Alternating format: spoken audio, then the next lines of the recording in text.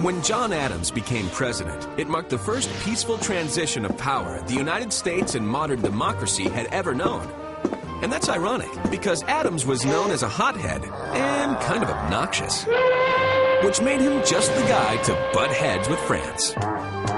France and England were at war, and American ships traveling to Europe were being attacked by the French. People in the United States were demanding a war, and the always argumentative Adams wouldn't give them one.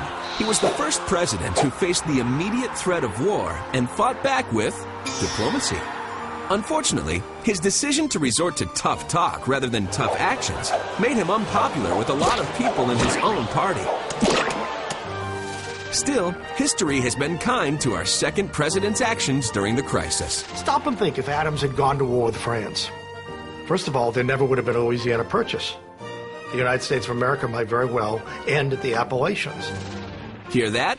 Had we gone to war, some cowboys in Texas might be wearing 10-gallon berets. Sacre bleu, partner! History has been a little less than kind to the Alien and Sedition Acts signed by Adams during the French crisis. John Adams was a brilliant man, but he could be hard-headed and blustery and just stubborn. And the Alien and Sedition Acts were 4 laws that essentially prevented people from criticizing the government. Well, the big problem with that is it's in violation of the First Amendment, of freedom of the press. And if you're gonna violate an amendment, don't violate the First Amendment. I mean, it's just so obviously wrong.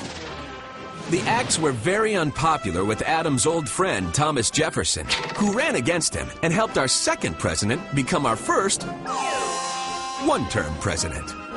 The two had feuded for a while.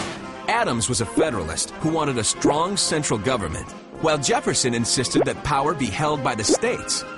To simplify, Adams might have argued that only the federal government was strong enough to keep all the states in line. And Jefferson might have argued that what happens in Virginia stays in Virginia. He thought a too strong government might put America right back where it started. Adams, the first president to live in the White House, left after about 3 months, but not before writing these famous words about the building. May none but honest and wise men ever rule under this roof.